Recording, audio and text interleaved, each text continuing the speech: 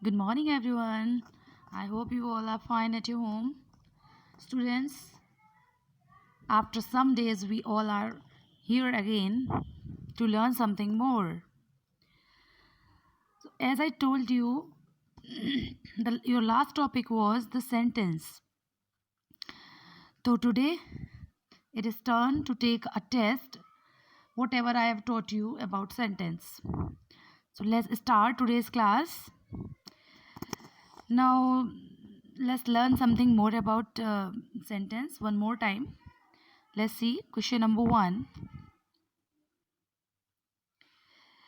What do you understand by sentence? Sentence से आप क्या समझते हैं?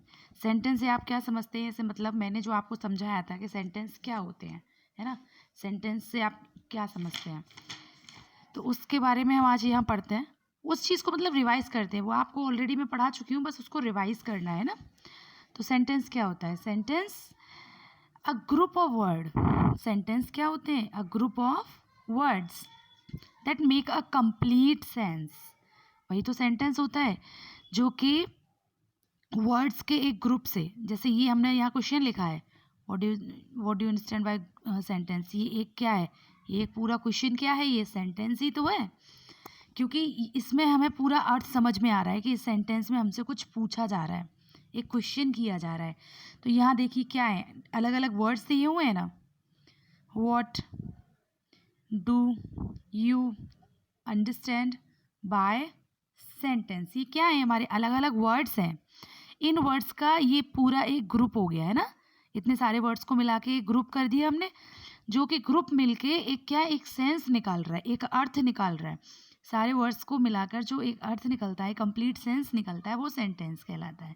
तो इस क्वेश्चन में हमारा वो सेंस निकल रहा है ना, क्योंकि इसमें हमें क्लियर समझ में आ रहा है कि हमसे क्या कहा जा रहा है, क्या पूछा जा रहा है. What do you understand by sentence. तो सेंटेंस क्या होते हैं? A group of words that make complete sense is called a sentence. ठीक है.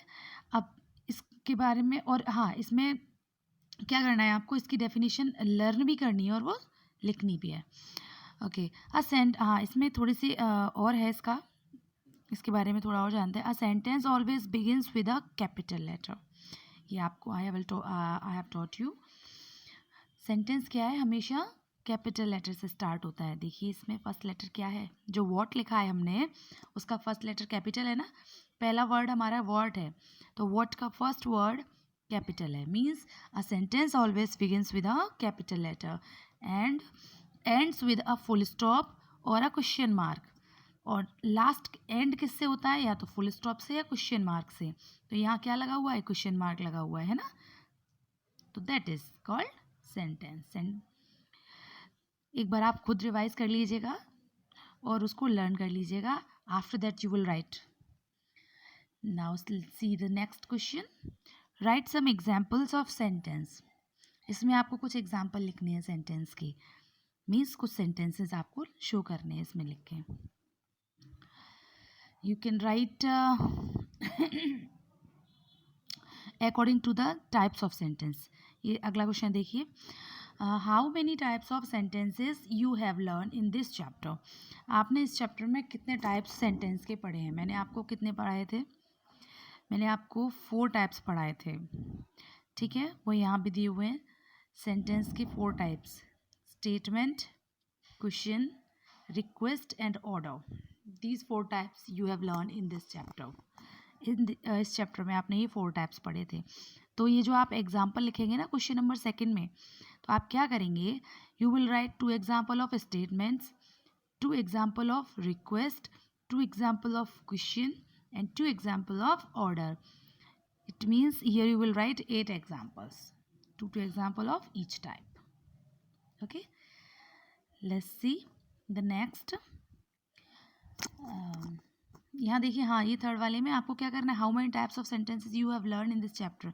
इसमें आपको बताने हैं, ये टाइप्स के नेम भी लिखने हैं, ये कौन कौन से आपने टाइप्स यहाँ पर सेंटेंस के सीखे हैं. Okay, now let's see the next one. Give two examples of statement. Here I have given the examples. 2 examples you will write of a statement, 2 example of questions, 2 example request and 2 example of sentence. I hope it is clear to you. If you have any doubt, then you can reread your this chapter I have given you. Okay, next one. Make a mind map of sentence and types of sentences. देखिए अभी आप class second से third में आ रहे हैं, तो अभी आपको इस बारे में नहीं पता होगा कि माइंड मैप हम कैसे और क्या उसमें होता क्या है और हम कैसे बनाते हैं ना। तो इसीलिए मैंने आज आपको यहाँ पर एक माइंड मैप, छोटा सा माइंड मैप, इसमें कुछ भी नहीं है, बना के दिया हुआ है, जिससे कि अगर मैं आपको आगे किसी और चैप्टर में माइंड मैप बनवाती हूँ तो यू कैन मेक ईजीली। बहुत छोटा सा है, यहाँ मैंने इसीलिए आपको ऑलरेडी क्वेश्चन के साथ साथ इसका आंसर भी बता दिया है, लेकिन इसका ये मतलब नहीं है कि ये चीटिंग है, ये चीटिंग नहीं है। इससे क्या है, ये फर्स्ट टाइम है आपका, तो इससे आप सीख जाएंगे। ठीक है, फिर आप इसको एक बार देखने के बाद समझ लीजिए कि माइंड मैप ऐसे बनता है, उसके बाद आप बिना देखे इसका आंसर लिखेंगे। मीन्स आप ये माइंड मैप बिना देखे इस वाले क्वेश्चन में बनाएंगे। ठीक है, पहले आप यहाँ से सीख लीजिए, उसके बाद बिना देखे आप ये आंसर अपनी नोटबुक में नोट करिएगा विद क्वेश्चन। तो ये माइंड मैप होता है। माइंड मैप में हम क्या करते हैं, जैसे हम किसी भी चीज़ के बारे में पढ़ रहे हैं, जैसे हम आज सेंटेंस के बारे में पढ़ा, तो उस सेंटेंस के टाइप्स, उसके काइंड्स, या उसके बारे में कोई चीज़ें जो टॉपिक्स या पॉइंट्स दिए होते हैं, उनको हम एक पिक्चर के थ्रू शो करना इज कॉल्ड माइंड मैप, है ना। यही माइंड मैप होता है। जैसे अगर हमने आज सेंटेंस के बारे में पढ़ा है ना, और ये हमने पूछा सेंटेंस के टाइप, तो हम उसको पहले क्या करते थे, अभी तक आप क्या करते आए होंगे, जैसे मान लीजिए आपको कोई भी साइंस, मान लीजिए सेंटेंस ही ले लीजिए, सेंटेंस पढ़ा, आपसे टाइप्स पूछे, तो आप क्या करते थे, नंबर 1 ये, नंबर 2, नंबर 3 एंड नंबर 4, या उनके नेम्स लिख देते थे। अब क्या है, चीज़ वही है, लेकिन उसको थोड़ा ना अच्छे तरीके से, उसको प्रेजेंटेशन उसकी चेंज हो गई है, उसकी प्रेजेंटेशन हम थ्रू माइंड मैप देंगे, वो देखने में अच्छा लगेगा, इजी होता है, समझ में अच्छे से आता है इसके थ्रू, है ना। इसको देखकर जल्दी समझ में आ जाता है। इसको देखकर ना क्या है, रटने की जो रटने वाली प्रक्रिया होती है ना, वो कम हो जाती है, अंडरस्टैंडिंग लेवल थोड़ा बढ़ जाता है। तो this is called mind map. और भी चैप्टर से रिलेटेड माइंड मैप मैं आपको आगे पढ़ाती रहूँगी। फ़िलहाल आप क्या करेंगे, इसको लर्न करेंगे और उसके बाद बिना देखे इस क्वेश्चन के साथ इसका आंसर नोट कर देंगे। ठीक है, आई होप मैंने आपको ये पूरा सेंटेंस टॉपिक जो है आपका रिवाइज करा दिया है, इन क्वेश्चन से रिलेटेड जो भी टॉपिक में था वो।